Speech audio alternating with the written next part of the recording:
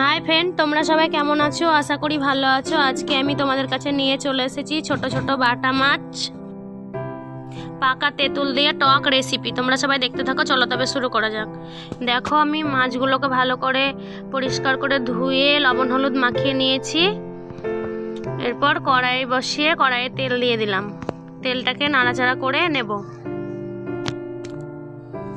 তেল গরম হয়ে এসছে, মাছগুলো দিয়ে উল্টে পাল্টে ভেজে নেব।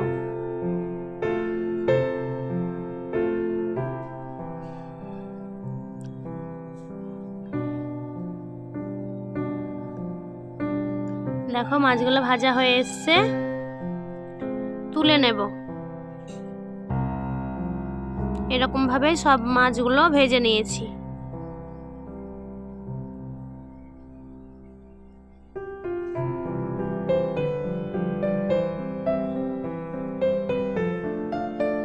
এরকম ভাবে তোমরাও ভেজে নেবে। ওই তেলে আমি একটা শুকনো লঙ্কা, লাল সর্ষে ফোড়ন দিয়ে তেলটা নাড়াচাড়া করে নেব। আমি আগে পেঁয়াজ কেটে রেখেছি, তোমাদের দেখাতে পারিনি। পেঁয়াজগুলো তেলে দিয়ে ভালো করে 5 মিনিট নাড়াচাড়া করে ভেজে নেব। আমি পেঁয়াজ দিয়েছি, তোমরা চাইলে পেঁয়াজ না দিতেও পারো। আমি আগেই মশলা বেটে রেখেছি, সাদা সর্ষে, গোটা জিরে, কাঁচা লঙ্কা। পেঁয়াজ ভাজা হয়ে গেছে, মশলা দিয়ে ভালো করে নাড়াচাড়া করে নেব। 5 মিনিট নাড়াচাড়া করে নেব।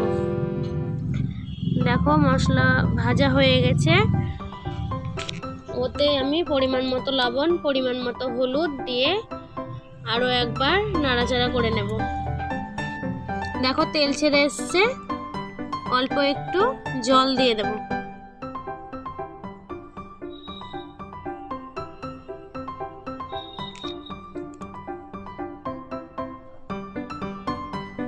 জল দিয়ে একটু ফুটিয়ে নেব। আমি পাকা তেঁতুলটা ভালো করে দেখো জল দিয়ে চটকিয়ে নিয়েছি। মশলার জল ফুটে এসছে, পাকা তেঁতুলের জল দিয়ে দেব। দিয়ে কিছুক্ষণ ফুটিয়ে নেব।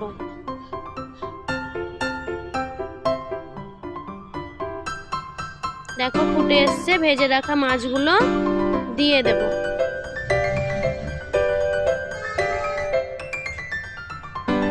দিয়ে আরো 5 থেকে 6 মিনিট ফুটিয়ে নেব নাড়াচাড়া করে। এরকম ভাবেই তোমরা ছোট মাছের টক তৈরি করে খাবে, আশা করি খুব ভালো লাগবে। আমি এখানে পাকা তেঁতুল দিয়েছি, তোমরা চাইলে কাঁচা তেঁতুল দিয়েও টক তৈরি করে খেতে পারো। দেখো, হয়ে গেছে, নামিয়ে নেব। আমি একটু অল্প জল দিয়ে একটু একটু ঝোল করেছি, তোমরা চাইলে একটু বেশি ঝোল করতে পারো জল দিয়ে। এরকম ভাবেই তোমরা সবাই তৈরি করে খাবে, আশা করি খুব ভালো লাগবে। ভালো লাগলে অবশ্যই লাইক, কমেন্ট, শেয়ার করে সাবস্ক্রাইব করে আমার পাশে থাকবে আরও নতুন নতুন ভিডিও পাওয়ার জন্য।